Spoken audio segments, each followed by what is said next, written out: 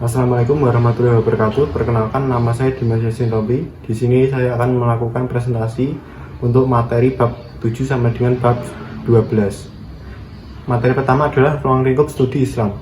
Studi Islam adalah usaha sadar dan sistematis untuk mengetahui dan memahami serta membahas secara mendalam tentang hal-hal yang berhubungan dengan agama Islam, baik berhubungan dengan ajaran, sejarah maupun praktik-praktik pelaksanaannya secara nyata dalam kehidupan sehari-hari sepanjang sejarahnya. Ruang lingkup studi Islam. Yang pertama adalah bidang agama. Islam dengan tegas mengakui hak agama lain kecuali yang berdasarkan paganisme dan syirik, bersifat toleran, pemaaf, tidak memaksakan, dan saling menghargai. Karena dalam pluralitas agama terdapat unsur kesamaan, yaitu pengabdian pada Tuhan. Yang kedua adalah bidang ibadah. Ibadah dapat diartikan sebagai upaya mendekatkan diri kepada Allah dengan menaati segala perintahnya, menjauhi segala yang dilarangnya, dan mengamalkan segala yang diizinkannya. Ibadah adalah yang bersifat khusus dan bersifat umum. Yang ketiga adalah bidang akidah. Aspek dalam studi Islam, bidang ibadah seperti sholat, puasa, zakat, sedekah, haji, tata cara, dan adab ibadah. Yang keempat adalah bidang ilmu dan kebudayaan. Islam mengajarkan kepada pemeluknya untuk bersikap terbuka dan tidak tertutup, terbuka untuk menerima berbagai masukan dari luar, tetapi juga harus selektif. Yang kelima adalah bidang pendidikan. Islam memandang pendidikan sebagai hak bagi setiap orang, laki-laki ataupun perempuan, dan berlangsung sepanjang hayat. Yang keenam adalah bidang sosial, yang diajarkan Islam untuk menyejahterakan manusia, antara lain sikap toleransi meskipun dengan umat yang berbeda agama, sikap tolong-menolong, kesamaan derajat, kesetiakawanan, tegang rasa, kegotong royongan atau kebersamaan, dan lain sebagainya. Kemudian yang ketujuh adalah bidang ekonomi. Islam mengajarkannya untuk kesejahteraan manusia, karena Islam memandang bahwa manusia itu harus hidup seimbang dan tidak terpisahkan antara urusan dunia dan akhirat. Yang kedelapan adalah bidang kesehatan. Materi terkait ruang lingkup studi Islam di bidang kesehatan seperti konsep kesehatan dalam Islam, praktik kesehatan dalam Islam, pendekatan dan metodologi studi, perbandingan dengan praktik kesehatan yang lainnya. Yang kesembilan ada bidang politik pemerintahan. Studi tentang pandangan Islam tentang sistem pemerintahan, kepemimpinan, dan partisipasi politik, serta pemahaman tentang konsep negara dalam Islam, termasuk prinsip-prinsip hukum Islam atau syariah dalam konteks hukum positif. Materi ke-8 adalah metode memahami sumber ajaran Islam. Metodologi ilmu tafsir. Metode tafsir merupakan kerangka atau kaidah yang digunakan dalam menafsirkan ayat-ayat Al-Quran.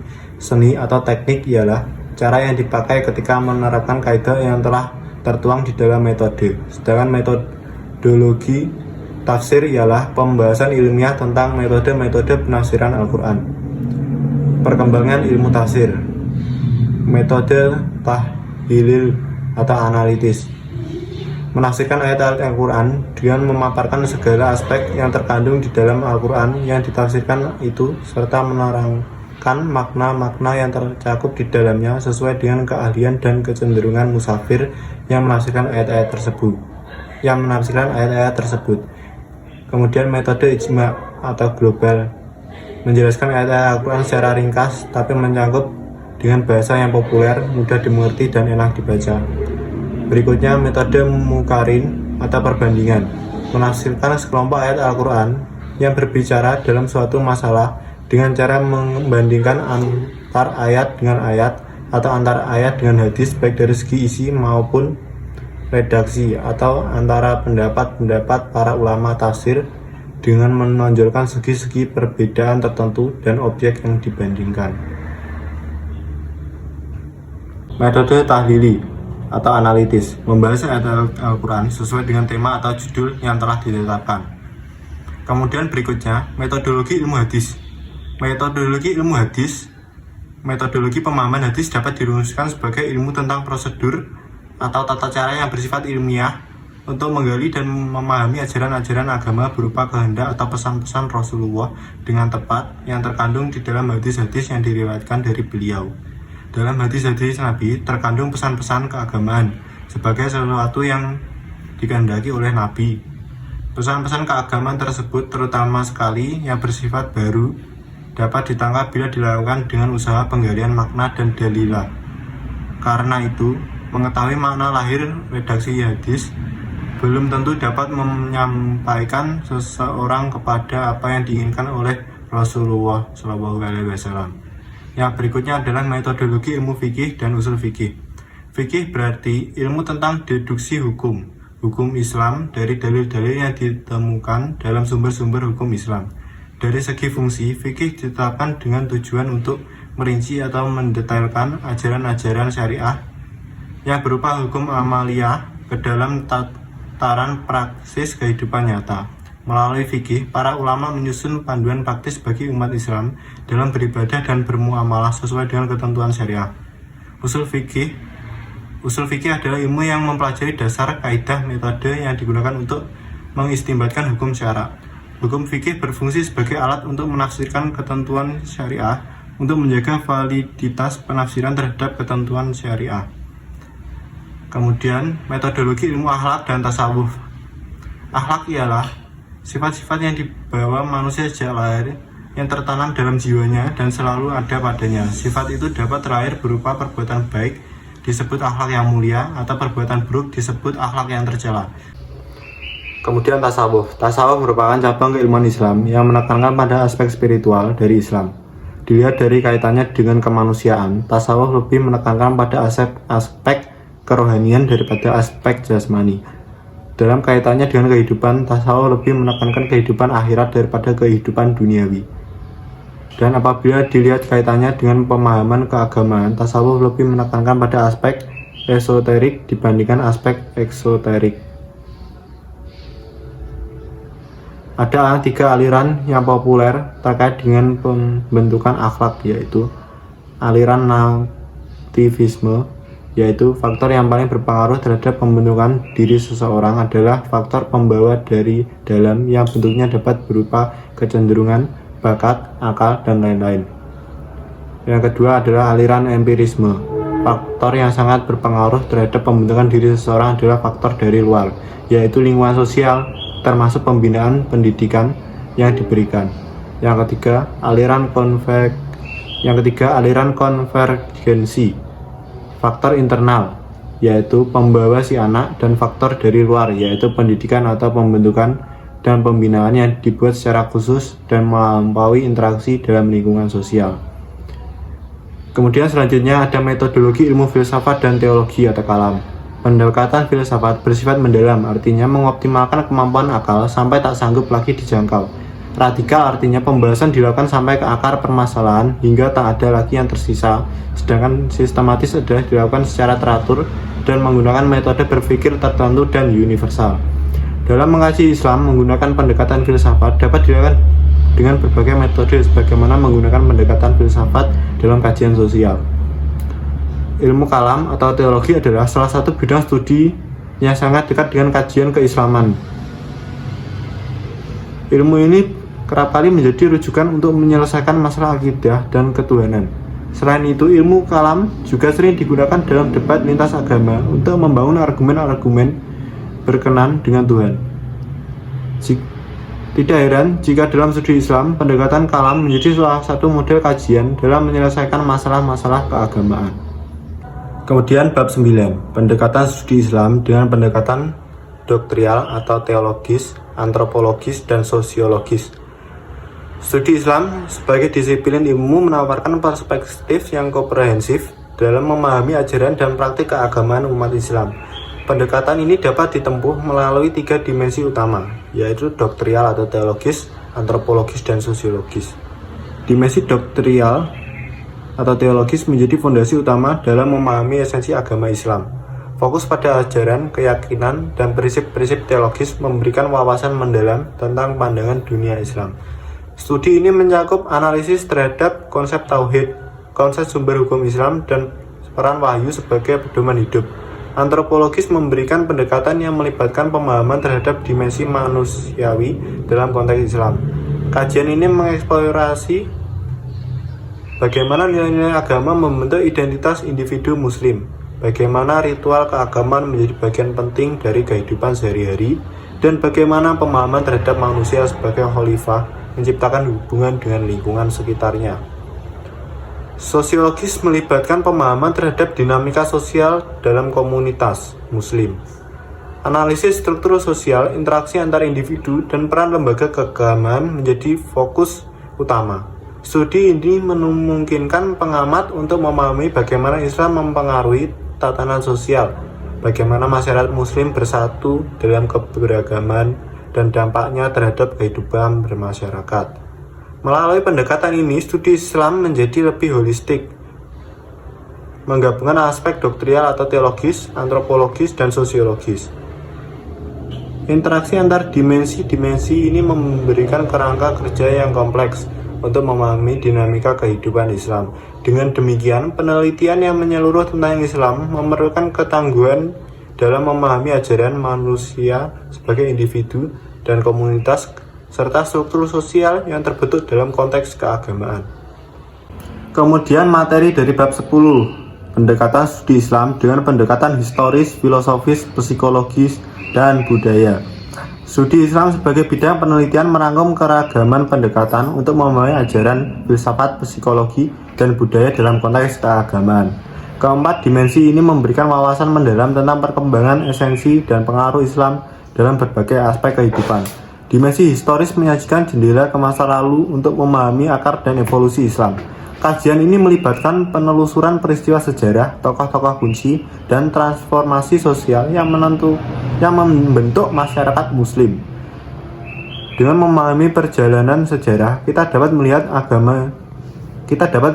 bagaimana Islam menjadi bagian integral dan perjalanan umat manusia. Pendekatan filosofis mengkaji kedalaman pemikiran keagamaan dan epistemologis dalam Islam. Analisis terhadap karya-karya filsuf Muslim, pemikir metafisika, dan relasi antara keilmuan dan agama memberikan gambaran tentang bagaimana intelektualitas Islam memberikan kontribusi terhadap peradaban Muslim dunia. Psikologi menjadi dimensi penting dalam memahami dimensi batinnya individu Muslim. Kajian ini mengeksplorasi bagaimana keyakinan, nilai-nilai keagamaan, dan praktik keagamaan menjadi pengaruh kesehatan mental dan persepsi diri dalam konteks Islam. Budaya menciptakan dimensi kaya dalam studi Islam dengan menggali tradisi, seni, dan norma-norma sosial di dalam masyarakat Muslim. Melalui pendekatan ini kita dapat memahami bagaimana agama menjadi semangat kreatif dalam seni, arsitektur, dan cara hidup sehari-hari. Pendekatan studi Islam yang merangkum dimensi historis, filosofis, psikologis, dan budaya memberikan pemahaman yang komprehensif terhadap Islam sebagai fenomena keagamaan. Melalui integrasi keempat dimensi ini, penelitian Islam menjadi lebih kontekstual dan holistik, membuka pintu untuk pemahaman yang lebih mendalam dan seimbang tentang kompleksitas kehidupan Muslim di berbagai waktu dan tempat. Kemudian bab 11, yaitu Islam dan gagasan universal.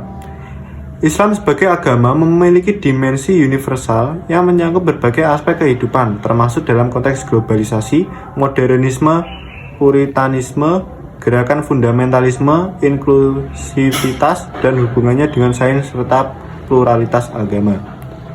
Islam dan globalisasi. Dalam era globalisasi, Islam memainkan peran penting sebagai agama yang melintasi batasan-batasan geografis. Pengaruh globalisasi terlihat dalam penyebaran budaya, teknologi, dan informasi. Meskipun beberapa orang melihat globalisasi sebagai ancaman terhadap identitas Islam, yang lain melihatnya sebagai peluang untuk penyebaran pesan keadilan sosial dan persatuan umat Islam. Kemudian modernisme dan puritanisme Islam. Dalam menghadapi modernitas, umat Islam mengalami dua aliran pemikiran utama, yaitu modernisme dan puritanisme. Modernisme mencoba mengintegrasikan nilai-nilai Islam dengan ide-ide progresif dan ilmiah, sementara puritanisme lebih menekankan pada interpretasi konservatif terhadap ajaran Islam, menolak pengaruh modernitas yang dianggap bertentangan dengan nilai-nilai agama. Kemudian selanjutnya gerakan fundamentalisme dan radikalisme Islam. Gerakan fundamentalisme Islam muncul sebagai reaksi terhadap modernisasi dan globalisasi. Beberapa kelompok fundamentalis mengadopsi pendekatan radikal yang menggunakan kekerasan untuk mencapai tujuan mereka. Pemahaman yang literal terhadap ajaran Islam seringkali menjadi dasar bagi gerakan ini, meskipun ada variasi yang signifikan di antara mereka. Kemudian ada Islam eksklusif dan inklusif. Islam memiliki dimensi inklusif dan eksklusif, meskipun ada pandangan ketat dan konservatif dalam beberapa kelompok.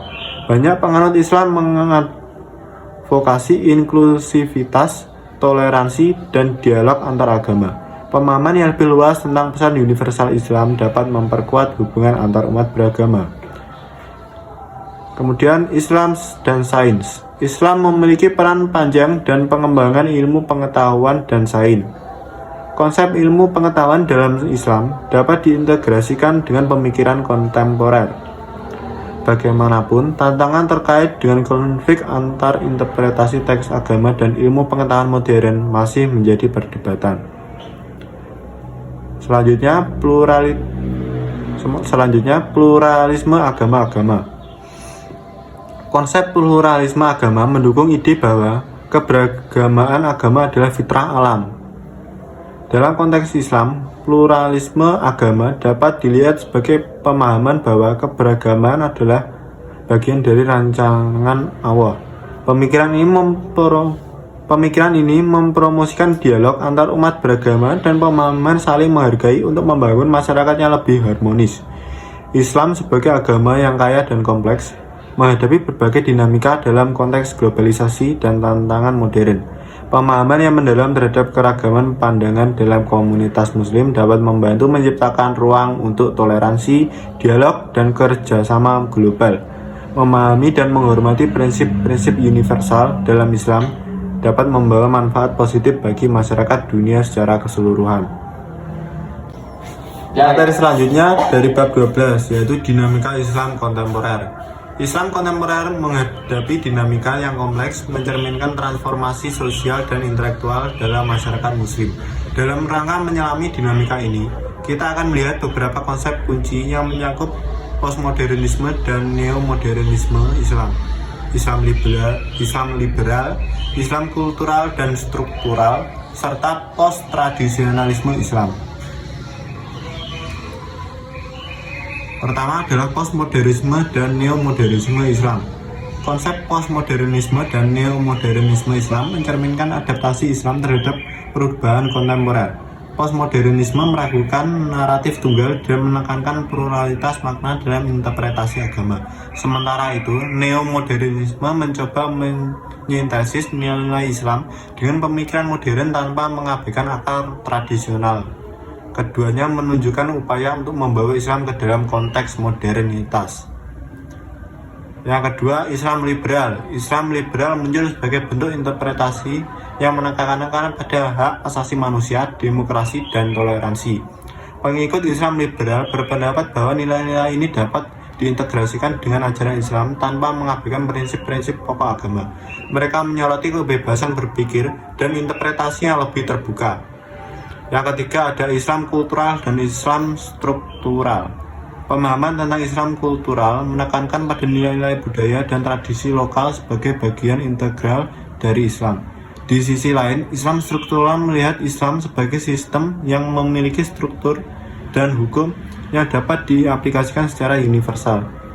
Keduanya menciptakan dinamika antara lokalitas dan universalitas dalam praksis keagamaan. Yang berikutnya adalah post-tradisionalisme Islam. Post-tradisionalisme Islam mencerminkan pemikiran yang menolak pandangan tradisional yang statis dan tidak berubah. Penganut post-tradisionalisme meyakini bahwa Islam dapat terus berkembang dan beradaptasi dengan tantangan kontemporer tanpa kehilangan esensi ajaran agama. Pemikiran ini menantang konsep keteguhan terhadap tradisi yang mungkin tidak lagi relevan. Dalam dinamika Islam kontemporer, variasi pemikiran dan interpretasi menciptakan kerangka yang dinamis dan beragam. Postmodernisme, neomodernisme, Islam liberal, Islam kultural, Islam struktural, dan post-tradisionalisme adalah beberapa dimensi penting yang mencerminkan upaya untuk menjawab tantangan zaman. Pemahaman